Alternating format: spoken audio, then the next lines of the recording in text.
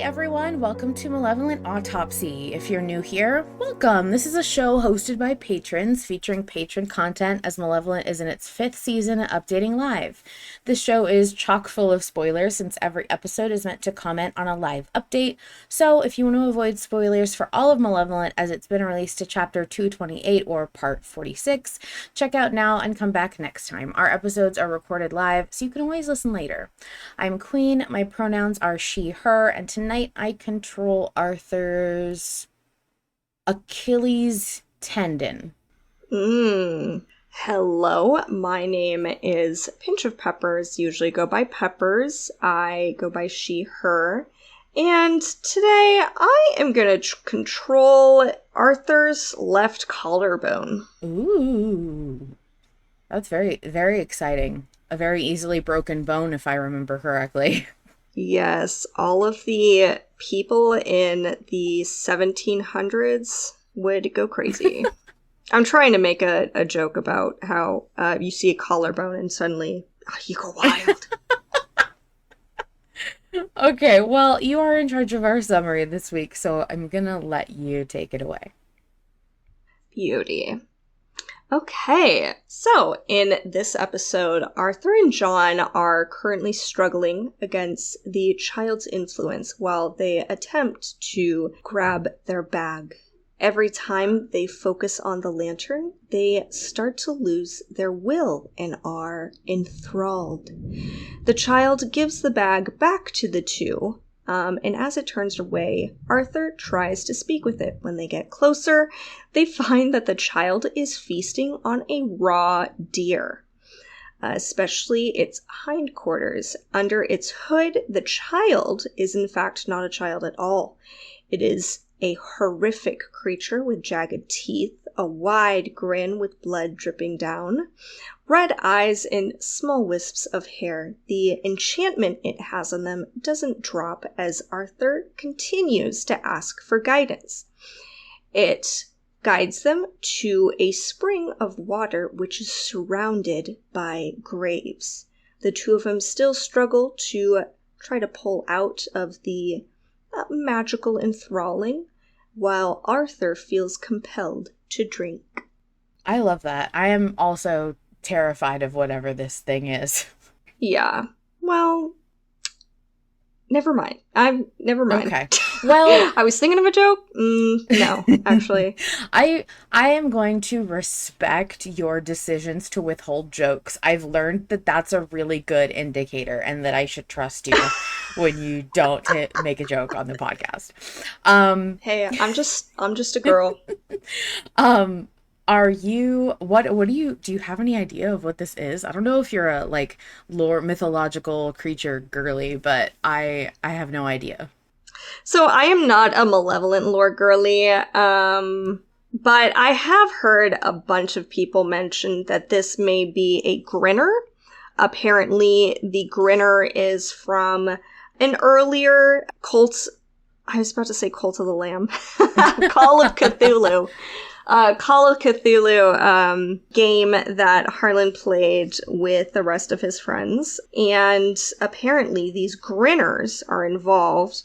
That is a theory I have heard just because it's a spooky little guy who grins. I don't know one thing about grinners, so...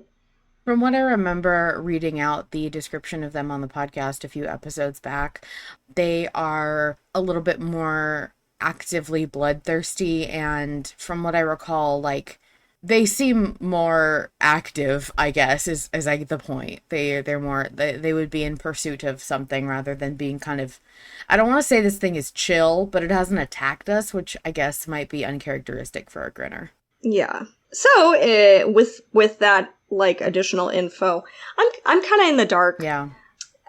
More or less, I think that this is a malevolent creature who is absolutely guiding them. Don't think that water is good. It's feasting on a deer. Once again, ever since we discovered the amulet or the brooch in, what was it, 41 or 42, that we discovered with the lion eating the deer deer's hindquarters, this is very quickly becoming something that I'm focusing on. Could be just like a red herring, a little thing to throw at us. Might not actually be anything for us to focus on, but anytime I hear deer, and anytime I hear something being bit, that does definitely concern me. I definitely think it's significant that it was eating a raw deer. I don't know. I feel like I am not equipped with the mythological or supernatural background to confidently guess about what this thing is, but I do think that fish will explode if I don't read out some of what he's saying. He says, anyways, this thing is totally something Yidra created. Those who are reborn by her have to consume flesh and blood and possess fangs similar to a vampire, leading them to being behind vampire myths, possibly. I know why. I know everything. They have to consume the genetic material.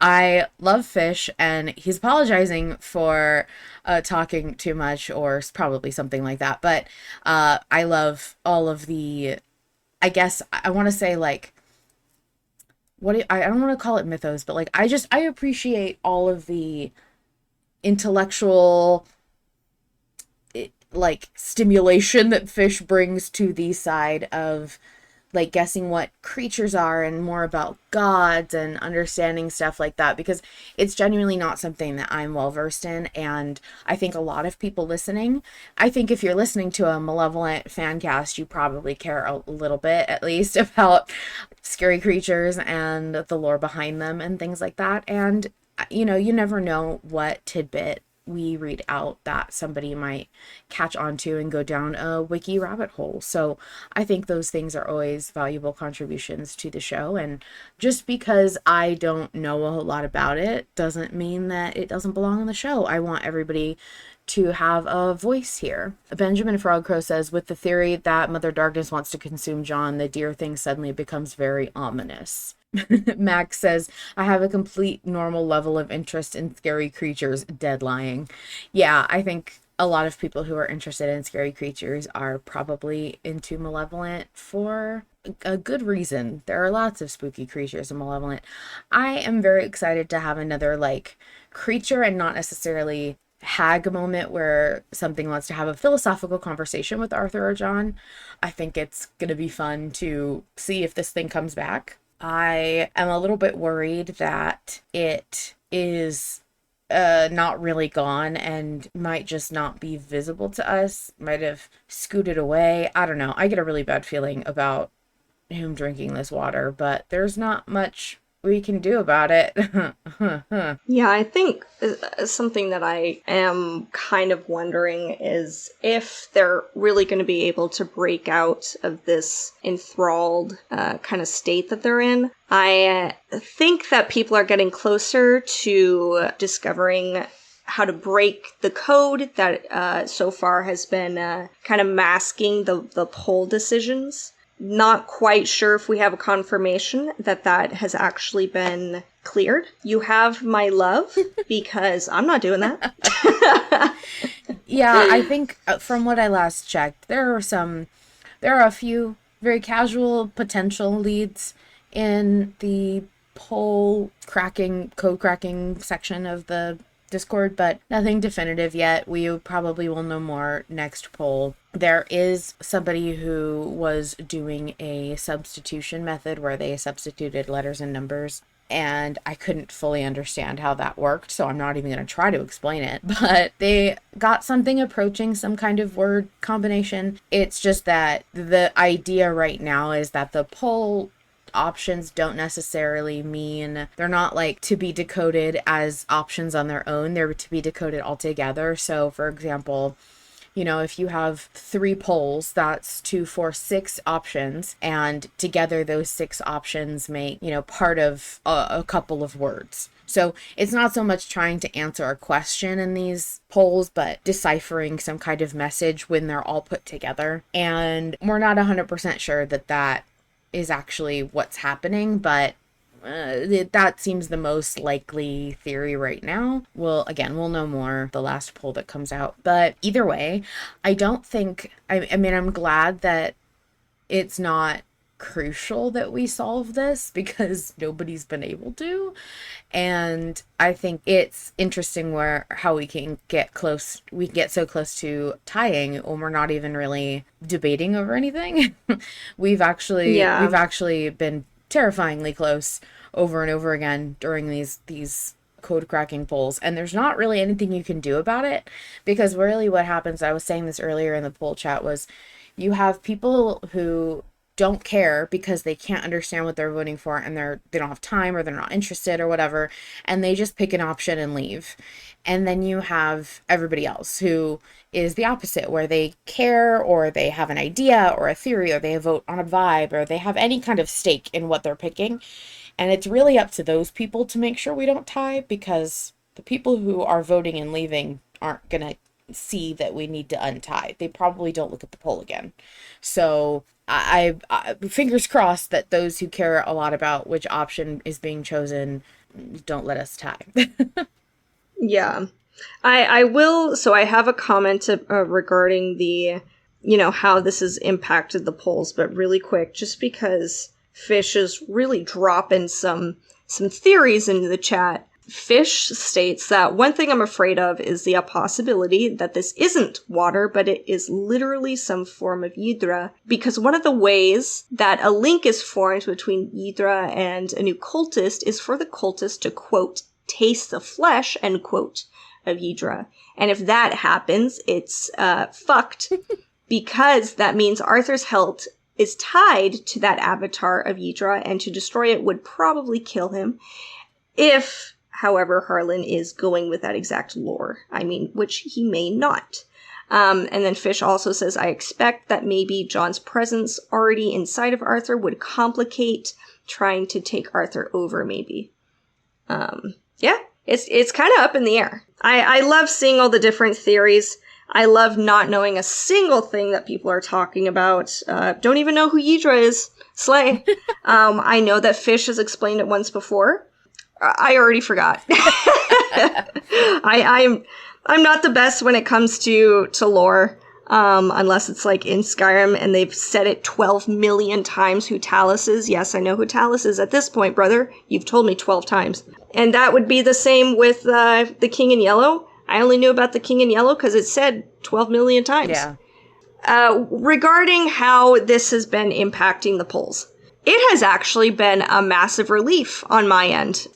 Mainly because I'm so used to seeing the conflict in the polls, and having my stance, and then I get stressed out when other people don't have my stance, and but now it's just kind of like, well, it's up in the air. I love seeing how people are getting excited over this poll, and trying to code it out. Definitely bringing in a lot of the Gravity Falls people, both from their childhood, and I know now, since Gravity Falls is getting a nice little resurgence. So I know people are going crazy over it and having fun, which I think is fun to see them. I'm kind of living vicariously through them because I don't want to.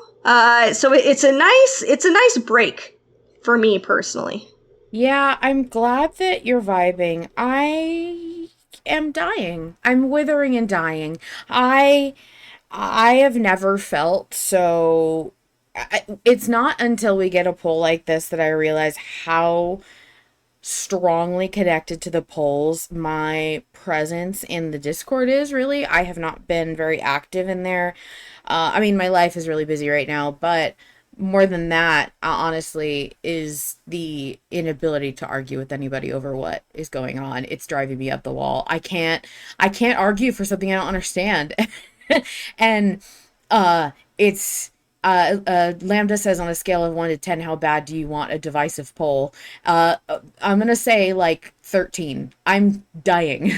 I haven't talked to anybody in so long. I don't know what to talk about. There's no one to like engage in deep, thoughtful, intellectual debate with about anything without an excuse. Like, it's totally different. I could walk into a channel and just start arguing about something, but that's not the same thing. And it's not done on the same even level playing grounds as a poll chat. It's just not the same.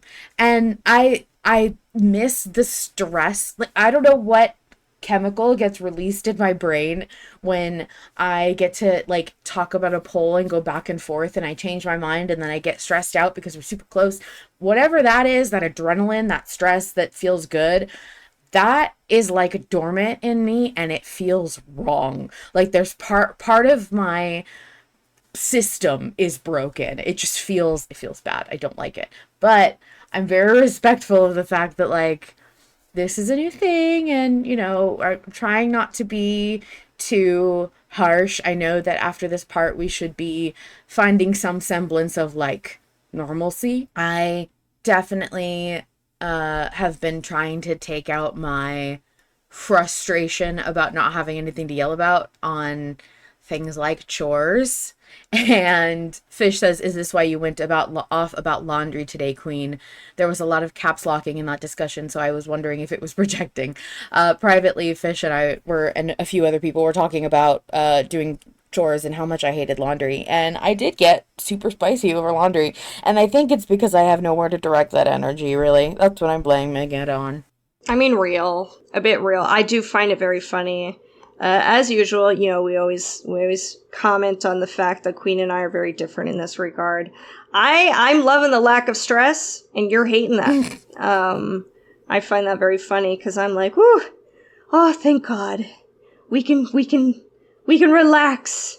But I do know that Harlan has said that if people are just not vibing with this, to not worry. This was mainly a solution due to the fact that he's currently not going to be very active for a couple weeks, and this is kind of holding him over during that time. I feel like this was basically babysitting. Like, I feel like Harlan had to leave for vacation and he was like, what am I going to do so these kids don't break down the walls?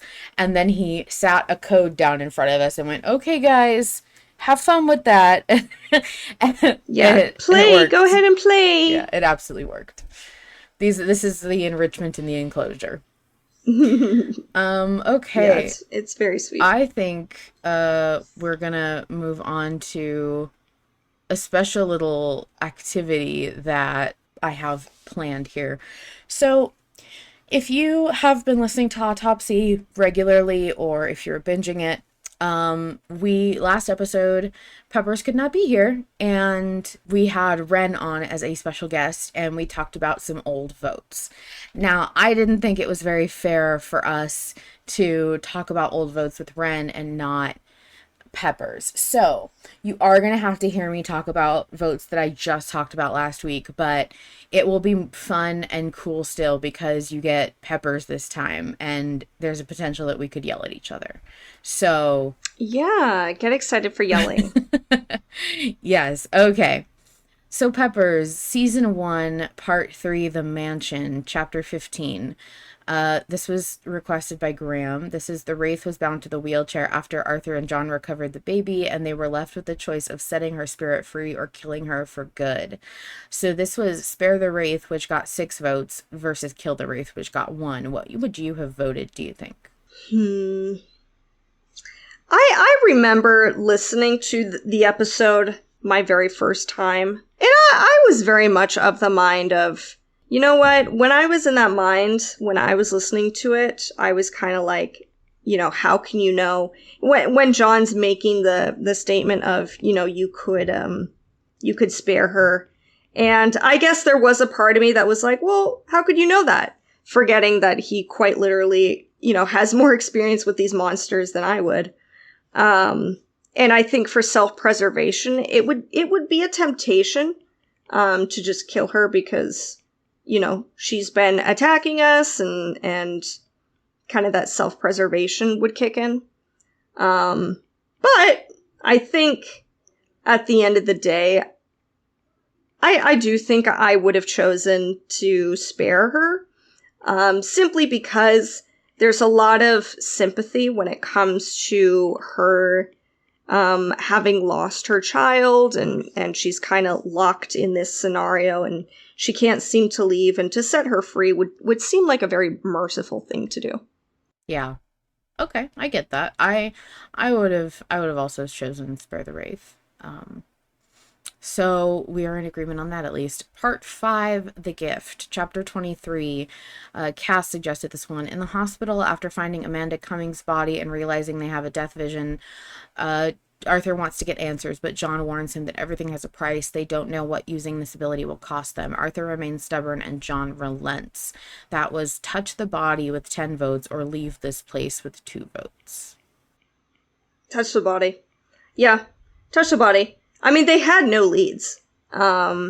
It to me is smarter for them to touch the body because otherwise they don't know where to go from there. I would have been too spooked to touch the body, which is what I said last time. Like, I think there's, like, yeah, but I guess in my head I would have been hoping that they're not going to be regularly touching dead bodies, but that's also my naivete about the genre. Part 13, The Dreamland, Chapter 64. Faye suggested this one. When Arthur and John are trapped in the forest and are considering offering it a sacrifice to be allowed to escape, Arthur quotes some of the fable of the woodcutter and the trees about the trees seeing the axe handle as one of their own. This was bited off for 11 votes and hope for another solution for 8 votes.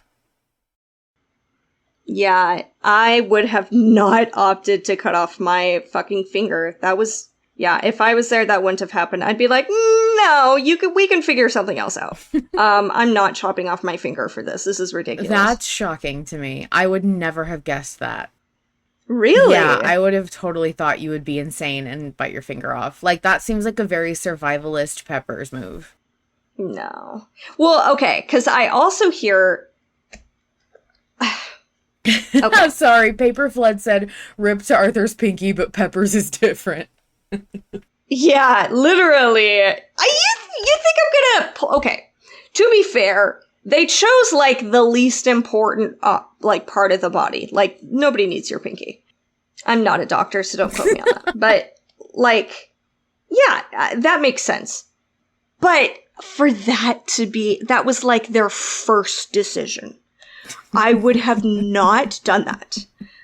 I would have tried a couple different things until I reached the conclusion that I had to give my fucking finger away. It is. I would have tried hair or like a piece of clothing first. It's very much the vibe of like when your friend experiences a minor inconvenience and they go, well, that's it. Got to take me out. Like, it's very That dramatic. Unfortunately is me because it's a joke. Yeah. But like, I think in that scenario, if I were to actually experience that, I'd be like, are you insane? You're insane.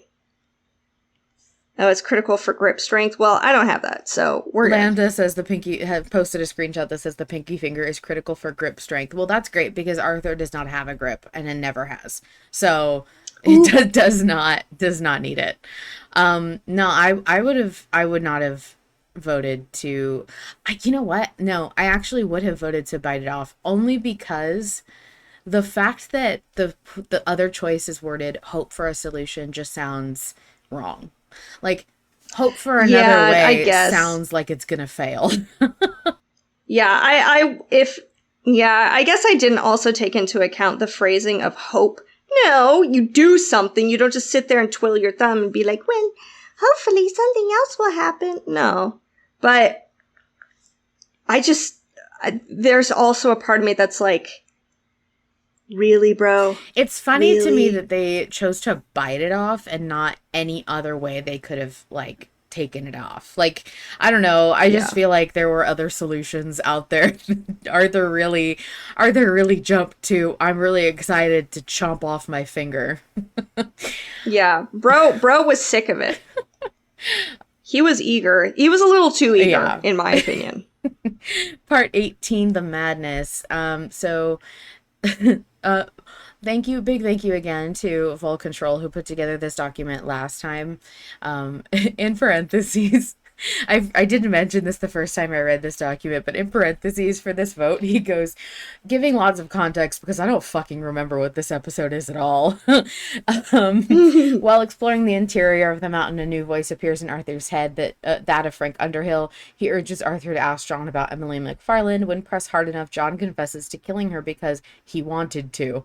Frank urges them to look inside a bag. John attacks Arthur and mocks him for his role in Furrow's death, chokes him to try and keep him down.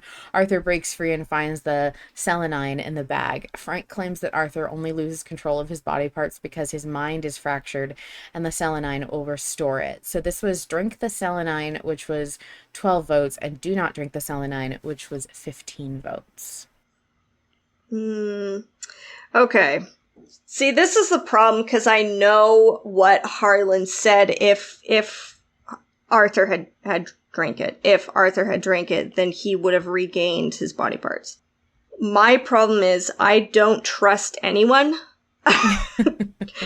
And so if this random voice is like, yes, go ahead and drink this mysterious bottle. By the way, when you do, it'll hurt. That sounds like you're saying, hey, brother, go ahead and drink this pure, like, iodine. Go ahead and drink this pure, like, toxic waste that will, like, disintegrate your organs. Like, that's what it sounds like to me. So I would have chosen to not drink it. Yeah, I wouldn't have. I said I wouldn't have had them drink it either because I just didn't. I don't know this guy. I don't know this Frank Underhill dude. And like, I was just saying, like, despite the fact that John was being horrible, I know John. I don't know this Frank person. And I was not inclined to listen to what somebody, like a total stranger, says. I loved that chapter. That was a good, or that part. It was a good one. Part 20, The King, chapter 96. This is one that Ren suggested, and I got really mad because you'll see. Chapter 96. This was Cain asking, why are you so different, Arthur? No wrong answers here. It was the write-in vote when Cain asked Arthur what makes him different. So you have to tell me what you would have wrote in. Oh, gosh. Yeah.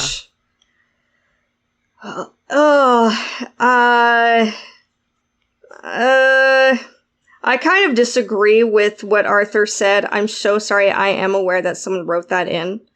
But I do kind of disagree with what Arthur said, that he's the best and worst. Actually, no. Nobody wrote that in. Oh. The answer that ended up winning was letting Arthur answer. So it was what Arthur would have said, which I didn't know until Ren said it. Yeah. Yeah, you know what? That actually makes so much sense. Yeah, totally because fits when you realize it's Arthur. Because when Arthur's like, I'm the best and the worst, I was like, okay, first of all, to really say that you're the best, calm the fuck down. He was being so theatric. No, you're not. Yeah. Like, no, you're not. You're so full of yourself. But also, in a way, him then saying, I'm also the worst, he's still full of himself to say that that is so Arthur. He's like, it's such a dramatic answer and also just so incredibly full of himself that he can be, well, I'm the best or I'm the worst. And you're like, relax, dude, relax. Okay, so I guess I have to go on the record and say that because Lambda did point out that's not entirely true. The comment did have some commentary along those lines. I'm just gonna say that from what Ren told me, the answer that got the most like upvotes ended up winning, and I'm gonna read it out loud right now. It was posted by Jackie W. You're asking the wrong question. The thing that makes Arthur special is not what saved him. The reason Arthur survived upon opening the book is us. His gut feeling, his spiritual advisors. Just like John protected his sanity simply by being there, so did we. We're invested in his survival, well, most of us, and we're nudging him to make the decisions that will protect him and John. But the reason Arthur is special, it's that he's so very human. His stubbornness, his compassion, his unthinkable mistakes. We can only nudge, make the big decisions. Arthur makes decisions every moment of his life by virtue of being human. We didn't make Arthur who he is, and we didn't keep him sane. If Arthur gave up, if Arthur wasn't Arthur, there'd be nothing we could do. If Arthur hadn't been so stubbornly, beautifully human, then a fragment of a god would never have realized all that he could be. He would have no desire to stay separate from his other half to protect the meat suit he was walking around in. So that's my answer as one of those advisors. But we can't put the words into Arthur's mouth because we don't control him. We can only try to understand him from what little we've seen of his life and try to protect him because we've come to care for him too. Let Arthur answer. So that was the answer that ended up winning. And In the It's a end, good one. yeah, it was a good answer. I do really like it. There were also some really good contenders that some people were saying Thoreau, some people were saying more long-winded answers. Marvin, historical Marvin, wonderful Oh lad Lord, that here we he go. is, said Arthur is not different. We are Arthur. Mm, So that is what other okay. people answered. But what would you have written in? Fuck me, dude. I don't I tried to know. buy you time. Uh, I, I don't know. It's all kind of just a like a mush.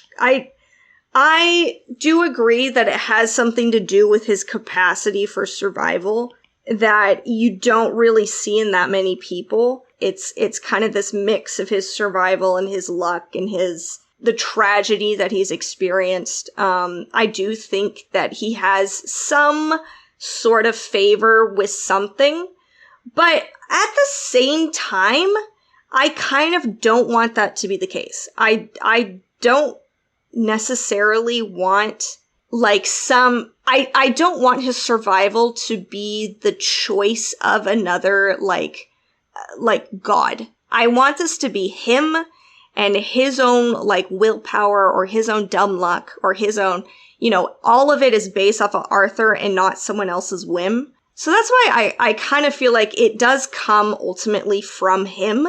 And that's as close as an answer as I can get as to what that is. I don't really know. I'm going to read what Arthur actually said because there's a lot of really good discussion about what he said. I am not going to read his stuttering, however. He Okay. says, I'm not sure. I suppose I'm special because I am humanity, the best and the worst it has to offer. My stubbornness, my compassion, my mistakes. Sometimes I feel compelled to follow a certain path, but in the end, my humanity is what carves my direction. I don't give up. I don't forget. I don't allow myself a quarter of forgiveness for the things I should not be forgiven for. For it's that humanity that allowed this fragment of a god to stay within me, to see all that I could be. So that's my answer, or at least what the loudest voice in my head seems to think. And then, of course, Kane just goes, maybe, probably not. No, I don't think so, but maybe, but probably not. Which I loved. I Yeah. remember enjoying that. Okay, I'm gonna just dive right in. We're going into season 3. So part 26, The Bedrock. Faye suggested this one. It was Arthur is blindly determined to kill Larson, but John is pleading with him not to. So that was kill at 70 votes and don't kill at 69 votes. Nice. Yeah, I would have chosen kill. Of course you would have. Well, okay. It's for a multitude of different reasons. Number one, ultimately, it is worse if If arson. If Larson were to live. He has proven to be like a sick, horrible man. And so from a moral standpoint, I do think that he should die. I understand that for Arthur's current mental health, that's not going to help him at all. In fact, that might make it worse. But I think that he needed that that promise to he would promise, because I don't think I don't think he would have cooperated with John during this time, because Arthur's too far gone at this point. He's so deep in his own kind of spiral that the only way to get him out of it is to have him go through it. Fish says, yeah, I do think that Arthur kind of needed that. It's unfortunate, but having that purpose gave him some stability. Not for a long while, and not for a good reason, but it was keeping him moving. Capital M. Yeah. Yeah. Yeah, I probably would have also voted kill. Chapter 128. This was from Liz. When Arthur is trying to murder Uncle, and Uncle had locked himself inside of the room Arthur had previously escaped out the window through. This was enter the door or enter through the window. Enter through the window. It is the smarter option, even though they almost die. Okay. I think, yeah, I don't know. I probably would have had a really good reason for voting whatever I voted, but off the top of my head, I don't remember what I answered for this last week. But probably through the window. Okay. Chapter 134, part 27, The Roots. This was from Liz as well. This one was certainly a choice. The context: when Arthur and John are in the mines trying to figure out how to destroy the monster, they encounter an intelligent creature in the rafters, referred to as rafters by the fandom. The creature offers to either Mm-hmm. distract the monster or guide them to its lair. This is one of those trying to make friends with every creature we see and ultimately dooming them to a terrible death or grave personal injury. LOL. So that was let Yeah. them distract the creature or let them guide you to the lair. Ooh, that would have been a hard one for me. I don't tend to be like a terribly like when it comes to Arthur and John's safety, there is like a certain level where I was like, yeah, fuck it, die, don't care. But like at that moment we had no guarantee that John and Arthur would be able to locate the obsidian layer. And I don't know. That one, I may have even abstained from voting unless somebody like were to give me a good reason as to why to vote one way or the other. Just because you can make a good argument as to, why this creature should lead, the invisible guy away, or and have them walk literally blindly over there to locate it through all these different, cave systems, or have it guide them, the chance of the creature finding them both. I don't know. I might have still chosen for the creature to guide them down, just because I'm looking at this realistically, even though narratively I understand that it would have made more sense if they found it anyway. I don't know. But just realistically, you can't really expect a blind man to walk blindly down. Yes, he is guided, with John, to locate the obsidian cave. It could have taken a lot longer. The thing could have died anyway. I don't know.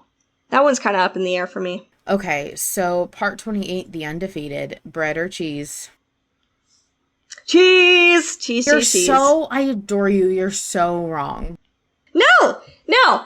First of all, we don't know the state of either the bread or the cheese. Second of all, he needed more protein than he needed carbs. I'm sorry. He would have crashed without any level of protein that would have kept him going. Cheese is easier to store versus bread gets moldy faster and gets soggy and gross faster. No, I think he should be eating No, cheese. you're wrong. Please, because also cheese tastes better. Oh, okay. Well, you're extra wrong. um, First of all, there is no such thing as like wanting to go home and walk into your kitchen and smell fresh cheese. But everybody wants to smell bread baking in the oven, okay? It's a comfort food. Cheese is not the same type of comfort as bread, and Arthur needed that like heavy rich grain, and especially for the fact that like all Arthur had been eating at the time was like, human. And I think that's quite enough like protein if we're talking about nutritional value. I also think that it's infinitely more likely that the bread would have been better than the cheese in Larson's estate, because it's not like you saw fresh dairy cows hanging out around the giant ass mansion. I absolutely. Oh, I'm sorry. Oh yeah, it's also like he definitely just went ahead and just tittered over to the little bakery and just made himself, or maybe Uncle with his cute little apron, he like tied a little apron and he created this delicious bread, and maybe not fucking ration bread that's hard as a goddamn What? rock. Hold on. You don't know that. Hold on. You have no evidence to suggest that this bread is hard as a rock, but I have all of the evidence to suggest this cheese is literally pretty much mold that we happen to be able to eat. That is like insane. Cheese sustains so much better. Okay, also, the current cheese, the cheese of the 1930s, very different from the cheese I'm sorry. of Peppers, today. the 1930s those kinds of cheese cheeses, expert. No. Yeah. Well, since clearly I obviously like cheese way more than you do, I'm fully aware of the fact that cheese isn't as heavily mass produced as it is currently, and the what's it called? The preservative properties much different back then. They were able to handle temperate climate, or not temperate. What's the term? When it's outside of the ice box, it's able to maintain itself much easier because it had to for the past however fucking many centuries that it's been going on. And I'm sorry, but at the end of the day, yeah, cheese tastes better than bread. Oh my God, you can't be more wrong. Bread is the foundation that humanity was built on. Like, bread is one of the staples. You think we really learned how to make cheese before bread? Absolutely not. And I would also argue that Arthur is so fragile and frail, and we can all agree about this. If you seriously think this man is not lactose intolerant, if you're saying that so he's wrong. lactose You're intolerant, so wrong, girl. You know what? I think Arthur has a gluten intolerance. That's what I think. No. Yeah, I think he's gluten intolerant. Yeah, he has a gluten allergy, and the moment he eats it, he like falls to the ground and dies. That's what I think. Yeah. No, I'm sorry. No, because British people were all about like the scones and shit. I do not for a minute think that Arthur can handle lactose the way he thinks he can handle lactose. I think that... Oh my God, you don't think... No, bread or cheese? Cheese is the staple of European culture. Cheese is like... of European culture. You don't make it anywhere else, especially in... Yeah, cheese. Cheese is considered, especially in French cultures, Irish. You have all of these absolutely incredible, focusing solely on dairy cheeses, some of the best cheeses in the world, where people specifically go to Ireland for perhaps the best cheeses ever. You don't know what kind of flavoring is in those cheeses. Are you telling me that I should? You don't know if there's any fruit in those cheeses. There's not. So you can't tell. You can't look at me. No. You can't look at me and tell me that rich ass Andrew Larson somehow doesn't have the nice herbal cheeses with all those spices. No, he doesn't. And look me in the eye and tell me that somehow the bread, you want to tell me that it's the best goddamn bread in the world, but you're also going to look me in the eye and tell me that this cheese also isn't the best goddamn cheese in the world because prissy fucking Andrew Larson somehow doesn't have access to cheeses. No, do you think... Oh, please. All of the dairy animals, they thrive the best in cold climates. Yeah, I don't think so.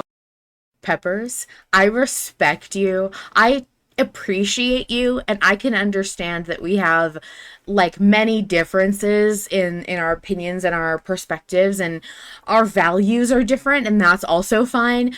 But if you for a minute think that Larson has like a good taste in cheese, you are so wrong. Like, unbelievably wrong in your characterization of Larson, if not your characterization of cheese. Because I'm sorry, there are some cheeses out there that are repulsive to even the most like advanced palates, because there are some cheeses that make people's whole faces like scrunch up in that like lemon like face terrible expression.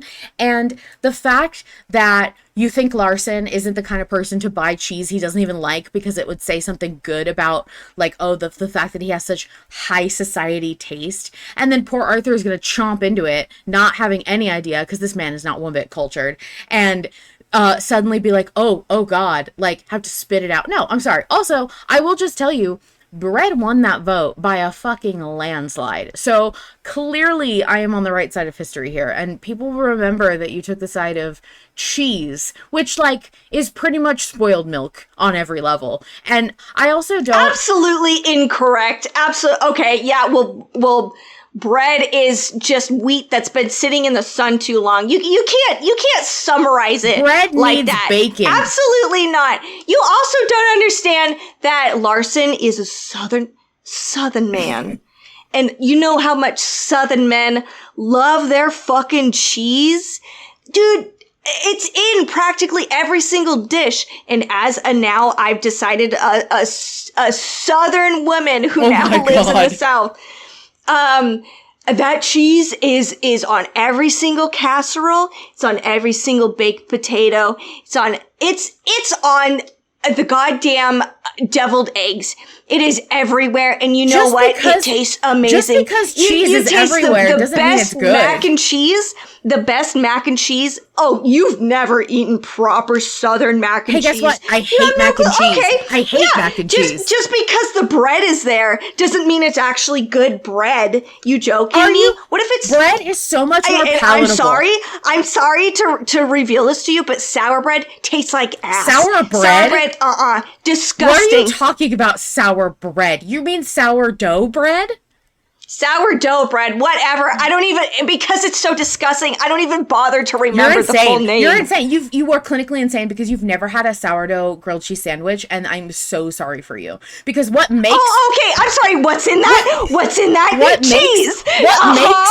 What makes that a good grilled cheese is not the fucking cheese, which could be literally anything and it would not matter. It is the bread, okay? Specifically, the highly buttered bread. Oh, absolutely, it would taste different. Absolutely. If you do instead like a wheat bread, but you have perhaps a rather bland American cheese, but instead you use perhaps a spiced herbal cheese or perhaps pepper jack cheese or perhaps even a fruited cheese that tastes absolutely glorious, like a goat cheese. Incredible. I'm not even going to attribute this to me. I'm going to tell you that so many people in this chat right now have said that bread is so much easier on the stomach. It is a staple of the human palate.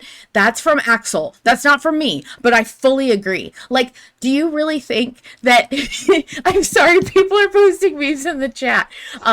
Do you really think that Arthur's stomach the stomach that has been ripped open and sewn back together could handle something as rich as cheese right now? Absolutely fucking not. He also was preparing to go back down into a mine. He handled goddamn human meat pretty damn well. For that reason, if no other, he should not be digesting such a heavy dairy product. You need something to soak that up. Heavy? It's cheese. It's not like he's eating like yogurt that's been mixed in 12,000 different flavors. He's eating cheese. Cheese has been a staple of European culture for ages as well. It is practically home to him in the same way that bread is. And if it's been his first meal in ages, he finally gets to eat some sustainable cheese, which can hold him over to beat the ass of this creature, versus carbs absolutely will make him tired, will make him exhausted, can make him lethargic, whereas cheese provides him the proper sustenance so that he can go ahead, fight this horrible creature, and that he can leave and finally have his apple. Look, there's a lot that we could talk about this all night. We have 5 minutes and I have all of season 4 votes to get through. But I will tell you right now, you were outvoted. This is a historical vote and you lost. And I love you, but you're wrong. And I just want you to acknowledge that bread won. It did win. Axel, again, out here with the truth. Every single culture has some form of grain as a staple of their culture, Peppers. Cheese is not like... cheese is a staple in one state, which is Wisconsin. Oh, so you're saying that you're basic. It's basic, okay. Basically. Pepper's out here demonizing teenage girls for drinking pumpkin spice lattes. I see how it is. All right, we're going to move on. Season 4, part 29, the train. So try to separate the cars or jump from the train. Separate the cards, because it's cool. Yeah, same. Chapter 146. This is part 30, the tenant. Ask about Anna's location or ask about Kane. I already know what you would have picked. Oh, ask about Anna. You joking? Yeah. I wouldn't pick Kane. Part 31, the nightmare. Chapter 151, stay down or get up. So this was after Mr. Scratch introduces himself. He shoves Arthur into a grave and says, well, get up. So these were the Scratch votes. I would get up. Not because I'm listening to him, but because I refuse to stay down. I would have been so torn because my desire to go against directly what anybody tells me to do would have been like, no, fuck you, I'm staying right here. But I guess it would just be like if a creature came up to you and is like, don't shoot yourself in the head. Don't shoot yourself in the head. It's like, yeah, well, for my own better health, Yeah. This is probably kind of an insane, like, combination. But you know what I mean? Of like, I don't know, you're drowning, and then the creature goes, how about you swim up, right? Swim up. And then, like, are you not going to swim up? Chapter... Holy Chapter shit. 152. Stay still, 144, or go down 65. Arthur accuses Mr. Scratch of torturing him with guilt to weaken him. Mr. Scratch, in turn, accuses Arthur of doing it to himself. A door opens and a red mist billows out. Mr. Scratch offers to tell Arthur why he's here if he stays here. Kellen says they can go down the stairs and find their own way out. That one's hard. Because I'm really curious what Scratch has to say. I don't know. Yeah, I'm gonna pass on that one. I don't know. How dare I have you? to think about that How one for dare a while. I'm gonna hold you down and make you vote. Queen, and this is gonna make you even angrier. This whole month I've abstained my vote. Are you fucking serious? Mm-hmm. Well, guys, it was really nice to do this podcast with a co-host while it lasted. But unfortunately, this marks the end of Peppers' tenure on Malevolent Autopsy. It was really nice having you, Peppers, but I never, ever, ever, ever want to hear from you ever again. Cool. I appreciate you, but I think our time here is done. I'll go ahead and take my mic, my new mic, and I'll use it to continue to talk about the propaganda How do you just not cheese. vote? How do you just not vote? It's all jumble. I don't care. Well, just because you don't care doesn't mean you don't vote. Well, one could apply that to the current American election. Oh man, eagle screaming noise here. No, but I think I get you have to actively work not to vote because it goes directly to your inbox. It's harder to not vote. But then I just look at it and I'm like, I have work to do. So. Just pick one. Just pick one. Okay. Yeah, I picked one. Go pick one right now. Go vote right now. I picked the bottom one. Yeah, it's open. I picked the bottom one. I believe you. Anyway. Peppers, you're killing me. All right, chapter 153. Despite Arthur's protests of otherwise, Mr. Scratch says that Arthur is choosing to stay here. Larson points out the building next to them, Warren Tavern, which seems to upset Arthur. Scratch prompts him to enter the tavern or leave town, so enter or leave. Oh yeah, enter. Well, I want to know what's over there, yeah. God. Chapter 1, I guess this was, Ren mentioned this was one where people were convinced they were going to get Parker lore, which is why enter 1. Chapter 154. Mr. Scratch, agitated that Arthur is not playing his game, restrains him with tendrils from the sky. Larson says it looks like one of them is loose and they could get him free. Untie or submit? Untie. Yeah. Yeah, because submit is definitely not the choice you pick in Malevolent. Mm-mm. All right. The Butcher, part 34, chapter 167, bandage the wound or get distance. So I think these were the votes where they had no context and like there was no Booth John or anything. Ooh, that's a hard one. I'd have a really hard time with that one. I picked bandage the wound because I'm a scaredy cat.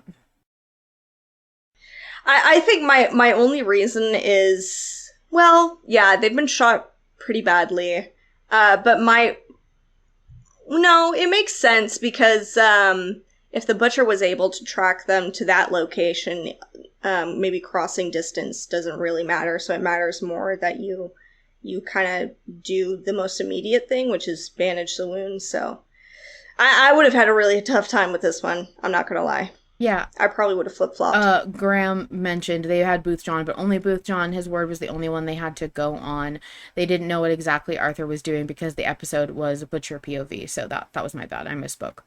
Part 35, The Deal, chapter 172. Ask for Daniel and lie about who you are. Ask for Daniel and tell the truth about who you are. Do not ask for Daniel and attempt to find him yourself. This was the triple flip, so it was lie, truth, or sneak. Oh yeah, don't ask for Daniel, because Arthur literally said don't. When he called them, he was like, hey, if anybody asks for my father, it was like hide him or don't tell them. I don't know. It was something like that in the phone call.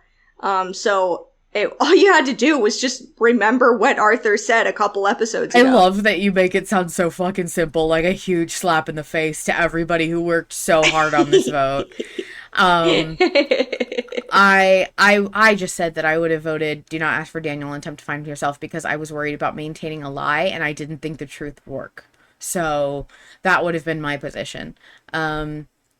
Part 30 said, this is the last one. Part 37, The Farm, Chapter 184. Dig it out or leave it be. This was the vote that Fish is famous for because there is a screen cap of someone saying, Bug is good now, in all caps. Because Fish was the legendary campaigner for digging to leave it be. And people thought that was insane.